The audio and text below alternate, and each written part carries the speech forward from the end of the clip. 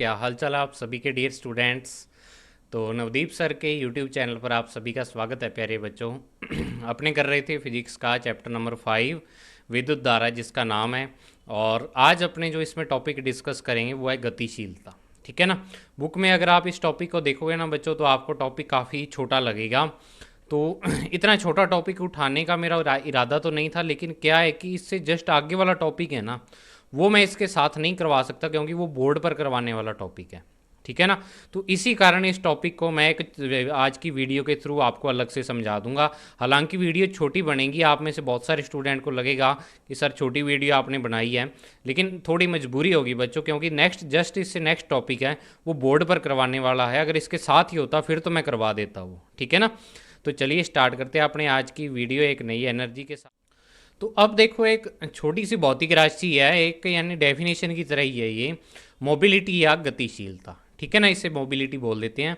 तो अपवहन वेग वाला जो आपने फॉर्मूला पढ़ा है पिछली वीडियो में, बिल्कुल उसी से ये फॉर्मूला डिराइव होगा इसका। उसमें अपने ऑलरेडी इसको पढ़ चुके हैं इसके फॉर्मूले को, बस उसमें से छान के अलग निकालना है। ठीक है ना। तो आप देखो कि हम जानते हैं कि इलेक्ट्रॉन का जो अपवहन वेग है उसका ये फॉर्मूला होता है वी डी वैक्टर बराबर माइनस ई वैक्टर अपॉन में एम इंटू टो। ठीक है, ये होता है। इसमें ई वेक्टर क्या है, यहाँ पे विद्युत क्षेत्र है, ई इलेक्ट्रॉन पर आवेश है, स्मॉल एम इलेक्ट्रॉन का द्रव्यमान है और टो विश्रांति काल है, और वी डी को अपने क्या बोल देते हैं यहाँ पे, अपवहन या अपवाह वेग। समझ आया। अब इसमें क्या है कि जो ऊपर वाली समीकरण है, उपयुक्त समीकरण, इसमें जो राशि आपको ई टो अपॉन में एम है जो, ठीक है ना, ओनली ई वेक्टर को छोड़ दो आप यानी इस विद्युत क्षेत्र को, तो ये एक कांस्टेंट है। अब कांस्टेंट क्यों है, क्योंकि ई और एम का मान नियतांक होता है। ई यानी इलेक्ट्रॉन पर आवेश, इलेक्ट्रॉन पर आवेश कभी भी नहीं बदलता, जितना है 1.6 इंटू 10 की पावर माइनस 19 गुलाम उतना ही आवेश रहता है हर टाइम। और एम इलेक्ट्रॉन का द्रव्यमान है, द्रव्यमान भी कभी नहीं बदलता इलेक्ट्रॉन का। तो ये दोनों चीज़ें क्या रहती हैं, नियत रहती हैं, नियतांक होता है इनका मान। वह टो का मान क्या होता है, किसी धात्विक चालक का अभिलाक्षणिक गुण है। अब अभिलाक्षणिक गुण पता है क्या होता है, अभिलाक्षणिक गुण मतलब उसकी खुद की प्रॉपर्टी है। ठीक है। अब अगर मान लो इसको और थोड़ा सा एक्सप्लेन करना चाहें तो जैसे मान लो कि कई लोग होते हैं जिनको गुस्सा ज़्यादा आता है। ठीक है। कई लोग होते हैं जिनको क्या है, जो खुश रहते हैं, गुस्सा बहुत ही कम आता है। तो गुस्सा ज़्यादा आना कम आना एक अभिलाक्षणिक गुण है, मतलब एक व्यक्ति विशेष का गुण है। ठीक है ना, उस व्यक्ति में वो पाया जाने वाला गुण है, ऐसे नहीं भी बाकी सारों में वो पाया जाएगा, एक व्यक्ति विशेष का। तो वही चीज़ है कि किसी धात्विक चालक के लिए टो क्या होता है, एक अभिलाक्षणिक गुण है, मतलब उसमें पाया जाने वाला गुण है। और किसी एक चालक हेतु इसका मान नियत रहता है, अलग अलग के लिए अलग अलग हो सकता है। वही चीज़ अभी जो आपको मैंने गुस्से वाला उदाहरण बताया कि अगर मान लो एक व्यक्ति को गुस्सा ज़्यादा आता है तो उसमें जो गुस्से की मात्रा है ठीक है, वैसे तो गुस्से को अपने नहीं माप सकते, चलो फिर भी अपने कहते हैं एक लिमिट है गुस्से की, वो ऐसे नहीं भी इस व्यक्ति में इतनी है तो दूसरे में भी इतनी होगी, वो अलग अलग व्यक्ति के हिसाब से डिपेंड करती है। लेकिन एक फिक्स व्यक्ति में जितना गुस्सा आता है वो गुस्सा क्या है, उतना ही रहता है। ठीक है, एक फिक्स जो मान लो जिस व्यक्ति को गुस्सा ज़्यादा आता है वो बिल्कुल शांत कैसे हो सकता है। ठीक है ना। तो वही चीज़ यहाँ पे है कि इसमें क्या है, एक चालक हेतु कोई भी अगर आपने चालक ले लिया, मान लो जैसे तांबा ले लिया या आपने कोई और लोहा ले लिया, तो देखो तांबे के लिए जो टो का मान होगा वो नियत रहेगा, लेकिन तांबे और लोहे के लिए अलग अलग होगा, तांबे का अलग होगा, लोहे का अलग होगा। मतलब ये क्या है, जो आपके पदार्थ विशेष पर निर्भर करता है। ठीक है ना। तो एक कोई भी चालक अगर अपने लें तो उसके लिए टो का मान क्या होता है, कांस्टेंट होता है, फिक्स होता है उसके लिए मान ये वाला। तो अब अपने क्या है कि ये पूरी वैल्यू क्या है, एक कांस्टेंट बन गई। तो वही चीज यहां पे लिखी है कि अतः इस समीकरण एक को निम्न प्रकार लिखा जा सकता है कि वी डी वैक्टर बराबर माइनस म्यू ई, यानी जो ई टो अपॉन एम है ना, इसको म्यू लिख दिया, या अपने इसको अगर अपने ओनली परिमाण के रूप में लिखें, मतलब सदिश ना लगाएं इस पे, यानी अपवहन चाल ले लें यहाँ पे, अपवाह चाल, तो वी डी बराबर म्यू ई आ जाएगा। ये यहाँ वेक्टर का साइन आप हटा देना, ये गलती से लगा दिया मैंने क्योंकि ये ओनली परिमाण ले रहे हैं और परिमाण में वेक्टर का चिन्ह नहीं आता है। ठीक है ना। तो ये चीज़ आप यहाँ से हटा देना। तो म्यू बराबर यहाँ पे क्या है, म्यू किसको माना आपने, ई टो अपॉन एम को, जो कि एक कांस्टेंट है जिसे धातु या चालक की क्या बोल देते हैं, गतिशीलता कह देते हैं बच्चों। क्या बोलेंगे इसे, मोबिलिटी या गतिशीलता, म्यू को, म्यू इसका साइन है। शो करने का। तो म्यू की वैल्यू अगर अपने यहाँ से निकालना चाहें तो ये ई का आ जाएगा, इसके बटा में आ जाएगा वी डी के। तो म्यू बराबर क्या आ गया आपके पास, वी डी बटा में ई आ जाएगा। वी डी बटा में क्या आ जाएगा, ई आ जाएगा यहाँ पर। तो अपने यहाँ पर ये कह सकते हैं, अब इसकी परिभाषा बनानी है आपको। तो कि कोई भी भौतिक राशि है उसकी परिभाषा अगर आपको बनानी हो, तो मैंने कहा था कोई एक चीज़ को आप इकाई मान लो या एकांक मान लो। अब यहाँ ई को अगर अपने एक मान लें, इकाई विद्युत क्षेत्र मान लें, विद्युत क्षेत्र की यूनिट क्या होती है, न्यूटन बटा कुलाम या वोल्ट पर मीटर, कोई भी लगा लो आप, ठीक है। दोनों यूनिट इसकी होती हैं। ई को 1 न्यूटन पर कुलाम या 1 वोल्ट पर मीटर मान लें, तो जो म्यू है वो क्या हो जाएगा आपका, वी डी के इक्वल हो जाएगा, क्योंकि नीचे वाला ई तो क्या हो गया, अब एक हो गया। तो म्यू वी डी के इक्वल हो गया। मतलब अब क्या कह सकते हैं अपने कि इकाई या एकांक विद्युत क्षेत्र लगाने पर इलेक्ट्रॉनों का अपवाह वेग ही गतिशीलता कहलाती है। क्या करें भाई, कोई भी अगर अपने चालक ले लें, उस चालक पर अगर अपने इकाई विद्युत क्षेत्र या एकांक विद्युत क्षेत्र लगाएं, तो जो इलेक्ट्रॉनों का अपवाह वेग होगा उसमें, उसको ही अपने क्या बोल देंगे, गतिशीलता कह देते हैं बच्चों, ठीक है ना। ये चीज समझ आ गई आपको। अब नेक्स्ट चीज यहाँ पे एक है, इसको और फॉर्मूला अपने सॉरी एक और परिभाषा जो आपकी बुक में नहीं दी हुई, बुक में ओनली ऊपर वाली परिभाषा दी है, तो वो दूसरी परिभाषा इसके गणितीय रूप से ही आ जाएगी। कौन सी है कि देखो कि किसी धातु या चालक हेतु अपवाह वेग और आरोपित विद्युत क्षेत्र का अनुपात क्या कहलाता है, गतिशीलता कहलाती है। यानी कि अगर अपने कोई भी धातु या चालक ले लें, उसमें अपवाह वेग, ऊपर तो अपवाह वेग और नीचे आरोपित विद्युत क्षेत्र दोनों का अनुपात ले लें, तो जो अपने पास एक नियतांक आ जाएगा, उस नियतांक को अपने क्या बोल देंगे, गतिशीलता बोल देंगे। यानी दोनों के अनुपात के बराबर क्या होती है, गतिशीलता का मान हो जाता है। समझ आई इतनी बात आपको भी, गतिशीलता क्या चीज़ होती है। गतिशीलता से काफ़ी बार क्वेश्चन आया हुआ है, पेपर जो आपके मेन है ना, सॉरी कंपटीशन एग्ज़ाम है, उसमें बहुत बार पूछते हैं इससे क्वेश्चन, ठीक है। और वो क्वेश्चन यहीं से ही आता है, ऊपर जो अब मात्रक और विमा जो मैं स्टार्ट कर रहा हूँ, ठीक है ना। तो यहाँ से मैं इसको साइड कर देता हूँ, अपनी फ़ोटो को ऊपर ले जाता हूँ। तो अब देखो प्यारे बच्चों, मात्रक और विमा इसकी, तो मात्रक और विमा क्या आ जाएगी, तो देखो म्यू का ऊपर आपने जो फॉर्मूला पढ़ा है अभी, म्यू बराबर वी डी बटा ई, ठीक है। वी डी बटा ई मैं यहाँ पे लिख भी देता हूँ ऊपर, क्योंकि वो फॉर्मूला ऊपर रह गया, वी डी और बटा में ई विद्युत क्षेत्र। तो वी डी क्या होता है, वेग होता है, तो वेग की होती है मीटर बटा में सेकंड या मीटर पर सेकंड, ये होती है। और ई की विमा जो ई की यूनिट होती है, मात्रक होता है, वो न्यूटन बटा कुलाम होता है। तो ई नीचे है तो न्यूटन, और बटा में कुलाम है वो कहाँ चला जाएगा, ऊपर। तो या तो इसकी यूनिट हो जाएगी ये वाली, मीटर इंटू कुलाम और बटा में सेकंड इंटू न्यूटन, ठीक है। एक इसका मात्रक या यूनिट ये बन गई इसकी मात्रक, ठीक है। अब दूसरा मात्रक निकालते हैं कि ऊपर तो मीटर पर सेकंड वी की, और नीचे वोल्ट पर मीटर, ठीक है ना। ई की जो यूनिट है वो वोल्ट पर मीटर, क्योंकि ई बराबर अपने वी अपॉन डी फॉर्मूला पड़ा हुआ है, तो ये वोल्ट होता है और नीचे मीटर होता है। तो ये वोल्ट पर मीटर, तो ऊपर बन गया मीटर स्क्वायर अपॉन में सेकंड इंटू वोल्ट। ये आपकी बुक में भी यूनिट दी हुई है ये वाली, ठीक है ना। मीटर स्क्वायर बटा में सेकंड इंटू वोल्ट इसकी यूनिट आपकी बुक में दी हुई है, या इसको इन्होंने metre square second inverse volt inverse लिख रखा है, तो आप ये यूनिट यूज कर सकते हो, दोनों ही इसकी यूनिट है। अब एक तीसरी यूनिट और निकालते हैं जो बुक में नहीं है, ठीक है। वो यूनिट देखो यहाँ से आ जाएगी, अगर मैं बात करूँ ना यहाँ से, क्योंकि यहाँ देखो अगर मैं यहाँ से बिल्कुल सिंपल यूनिट की बात करूँ, तो देखो ई जो है, ई आवेश है यहाँ पर, तो आवेश की होती है कुलाम, ठीक है। टो यहाँ पे क्या है, विश्रांति काल है, विश्रांति काल मतलब समय है, तो समय की क्या होती है, सेकंड।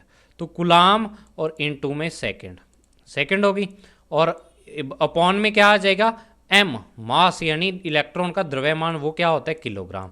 तो कुलाम इंटू सेकंड बटा किलोग्राम भी क्या होती है, इसकी यूनिट होती है बच्चों, ठीक है ना। अब इसकी क्या निकालना चाहें, अगर अपने विमा निकालना चाहें, तो विमा आप किसी भी फॉर्मूले से निकाल सकते हो, इससे निकाल सकते हो। अगर आपको वोल्ट की पता है, अगर वोल्ट की नहीं पता तो आप ये वाला इसे यूज कर सकते हो, या ऊपर वाला जो आपने मात्रक निकाला था उससे भी विमा निकाल सकते हो। जिस मर्जी से विमा निकालो, विमा एक जैसी आएगी सारों की, ठीक है ना, क्योंकि सारे मात्रक एक दूसरे से रिलेटेड है। अब इस मात्रक से आप ऊपर वाला मात्रक भी बना सकते हो, जो अपने कुलाम इंटू में कुलाम इंटू सेकंड बटा किलोग्राम लिखा था, वो आप न्यूटन को क्या लिखो, मीटर पर सेकंड, किलोग्राम मीटर पर सेकंड स्क्वायर लिखो इसको, ठीक है। फिर इससे क्या आ जाएगी आपके पास, वो वाली यूनिट आ जाएगी। तो मैं डायरेक्टली इसको यहाँ से ही ये वाला फॉर्मूला यूज करके इसकी विमा बना रहा हूँ। एम मीटर की L1 हो जाएगी, गुलाम की क्या हो जाएगी, गुलाम आवेश है A1T1, Q बराबर I इंटू टी से। सेकंड की क्या हो जाएगी, T1 हो जाएगी, और न्यूटन की M1L1T माइनस 2 हो जाएगी। ठीक है, अब सारों को सॉल्व करो तो देखो M नीचे है तो M माइनस 1, L देखो -1 है और L यहाँ पे 1, L1 ऊपर है और L1 नीचे है, दोनों कैंसिल हो जाएंगे, मतलब L की यूनिट L0। और T की देखो, T एक नीचे है, T एक ऊपर है, तो T ये दोनों तो कैंसिल ही हो गए, लेकिन ये वाला T ऊपर जाएगा तो ये T2 हो जाएगा और A1 ऊपर पड़ा ही है, तो M-1 L0 T2 और A1 ये इसकी क्या आ जाएगी, यूनिट या मात्रक आ जाएगा। ठीक है, अब नेक्स्ट चीज मैंने यहाँ पे नीचे लिखी है एक पॉइंट कि गतिशीलता का मान पदार्थ की प्रकृति और ताप पर निर्भर करता है। अब आप सोचोगे कि सर ताप पर निर्भर कैसे करता है, तो आप देखो भी गतिशीलता क्या है, विद्युत क्षेत्र लगाने पर इलेक्ट्रॉनों का जो वेग है, इकाई विद्युत क्षेत्र लगाने पर वेग। अब अगर मैं किसी धातु को गर्म कर दूंगा, क्या करूं, किसी धातु को गर्म कर दूं, तो गर्म करने पर देखो क्या होगा बच्चों, उसमें गर्म करने पर ये चीज होगी कि गर्म करने पर उसमें इलेक्ट्रॉन ज्यादा तीव्र गति से इधर उधर जाना स्टार्ट कर देंगे। ठीक है, तो उससे उसकी गतिशीलता भी क्या हो जाएगी, चेंज हो जाएगी। वास्तव में इसका फॉर्मूला और होता है, बड़ा फॉर्मूला है, बहुत बड़ा, वो आपकी बड़ी क्लासों में एमएससी लेवल पर आता है वो फॉर्मूला, वो आपके काम का नहीं है। आप बस इतना याद रखो, एक तो पदार्थ की प्रकृति पर निर्भर करता है, क्योंकि पदार्थ का विलाक्षणिक गुण होता है, मतलब अलग अलग पदार्थों के लिए अलग अलग इसका मान होता है, और वह किसी धातु के लिए अपवहन वेग का मान अधिक होने पर उसकी गतिशीलता भी अधिक होती है। ये चीज़ कैसे, कि अगर मान लो मैंने गतिशीलता का फॉर्मूला यहाँ पे देखा, तो गतिशीलता के फॉर्मूला में क्या है कि जो वी डी है वो म्यू के समानुपाती है। अगर ई का मान आप कांस्टेंट रखते हो तो म्यू क्या है, वी डी के समानुपाती है। मतलब गतिशीलता का मान क्या होता है, जो अपवहन वेग है उसके समानुपाती। अगर किसी धातु का या चालक का अपवहन वेग ज़्यादा है तो उसकी गतिशीलता उतनी ही क्या होगी, ज़्यादा होगी। जिसका कम है उसकी गतिशीलता क्या हो जाएगी बच्चों, कम हो जाएगी। ठीक है ना। अब एक चीज़ मैं आपको बुक से और बताना चाहता हूँ, बुक में एक और इसका दिया हुआ है, वो देखते से आपको बताना था मैंने, वो ये बताना था, बुक में यहाँ पे एक संबंध दिया हुआ है ये वाला, भी ये कैसे आया। अब इसने ऐसे कहा है कि यदि दी गई दो धातुओं के लिए समान विद्युत क्षेत्र लगा दे अपने, भी आपने कोई भी दो धातुएं ले ली, एक की गतिशीलता μ1 है यहाँ पे, ठीक है, μ1 है एक की गतिशीलता, और दूसरी की जो गतिशीलता है वो μ2 है। ठीक है, और आपने क्या कर दिया, इन दोनों धातुओं को एक समान विद्युत क्षेत्र में रख दिया। अभी पहले को भी ई विद्युत क्षेत्र में और दूसरे को भी ई विद्युत क्षेत्र में आपने रख दिया। तो अब इसका अगर गतिशीलता का अपने सूत्र लिखें तो बटा में तो ई आ जाएगा, क्योंकि गतिशीलता में बटा में ई होता है, और ऊपर इसकी क्या आ जाएगी, अपवाह वेग आ जाएगा। ये इसका मान लिया v d1 है अपवाह वेग, और इसका वेग मान लिया v d2 है। ठीक है, तो अब यदि इसको अपने दोनों को भाग दे दें तो μ1 बटा μ2, ई से ई कैंसिल हो जाएगा, तो vd1 बटा vd2 के बराबर आ जाएगा, यानी ये वाली समीकरण आपके पास आ जाएगी। अगर आप इसको लिखना चाहो तो लिख सकते हो, नहीं लिखना चाहो आपकी इच्छा है। ठीक है, नोट्स में मैंने आपको बता दिया। तो इससे स्पष्ट क्या है, कि इससे स्पष्ट है कि जिस धातु में इलेक्ट्रॉन की अपवहन चाल अधिक है वहाँ इलेक्ट्रॉन की गतिशीलता भी अधिक होगी। मतलब अपवहन वेग का मान जिसके लिए क्या है, ज़्यादा है, उस धातु की गतिशीलता का मान भी क्या हो जाएगा, उतना ही ज़्यादा हो जाएगा बच्चों। ठीक है ना। और नेक्स्ट क्या है कि अर्धचालकों से संबंधित गतिशीलता के बारे में अपने अध्याय 16 में पढ़ेंगे। तो वहाँ पे गतिशीलता के बारे में आपसे दोबारा पूछूंगा, जब चैप्टर 16 किया उसमें ये चीज़ काम आएगी बच्चों। ठीक है ना। तो इस टॉपिक को आपने बहुत ही अच्छे तरीके से करना है, अपवाह वेग और गतिशीलता वाले को, वहाँ पे ये वाला टॉपिक काम आएगा। और ये देखो ऊपर जो यूनिट लिखी हुई है, metre square second inverse volt inverse, ये वाली दी हुई है। ठीक है ना। अब एक थोड़ा सा चलो टाइम पड़ा है अपने पास आज वीडियो में, थोड़े टाइम की बनी है, तो एक एग्जांपल करवा देता हूँ आपको, मैं बुक का ही है। एग्जांपल नंबर 5.1 क्या है कि किसी पृष्ठ से गुजरने वाले आवेश Q का मान T पर निम्न प्रकार निर्भर करता है। Q बराबर 4T³ plus 5T plus 6 coulomb, ये है। तो T बराबर 1 सेकंड पर पृष्ठ में से प्रवाहित तात्क्षणिक धारा का मान ज्ञात करो। तो आपको एग्जाम्पल तभी करवा रहा हूँ ताकि आपको पता लग जाए कि तात्क्षणिक धारा के किस प्रकार के उदाहरण आते हैं। तो तात्क्षणिक धारा अब निकालनी है, Q का मान आपको T के रूप में दिया हुआ है। तो तात्क्षणिक धारा देखो क्या होती है, I बराबर dQ बटा dt। तो आप डी क्यू बटा डी टी करेंगे तो डी बाई डी टी और क्यू का मान आप रख दो यहाँ पे। अब इसका क्या करना पड़ेगा, टी के सापेक्ष अवकलन करना पड़ेगा। तो टी क्यूब का क्या होता है, 2 और सॉरी 2 नहीं 3 आएगा, 3 और टी की पावर 3 माइनस 1 यानी 2, 3 टी स्क्वेयर आ जाएगा। और यहाँ 4 पहले से ही पड़ा हुआ है तो 4 इंटू 3 टी स्क्वेयर क्या आ जाएगा, 12 टी स्क्वेयर आ जाएगा। अब 5 टी में 5 का तो पैसे पड़ा रहेगा और टी का यहाँ पे क्या हो जाएगा, 1 हो जाएगा, तो 5 का 5 आ गया और 6 का 0 हो जाएगा। अब कई बच्चे पता क्या सोचते हैं कि सर 5 टी में 5 का 0 क्यों नहीं हुआ, लेकिन 6 का तो आपने क्या कर दिया, 0 कर दिया। कई बच्चों के दिमाग में ये क्वेश्चन आता है। तो बच्चों यहाँ पे ये वाला 5 है, इसके मल्टीप्लाई या गुणा में पड़ा हुआ है। तो गुणा में जब भी कोई कांस्टेंट राशि हो तो वो वैसी की वैसी पड़ी रहती है, लेकिन अगर अकेली कांस्टेंट राशि हो तो उसका अवकलन क्या हो जाता है, 0 हो जाता है। ठीक है, तो 12 टी स्क्वेयर प्लस 5 एम्पियर आ गया धारा का तात्क्षणिक मान।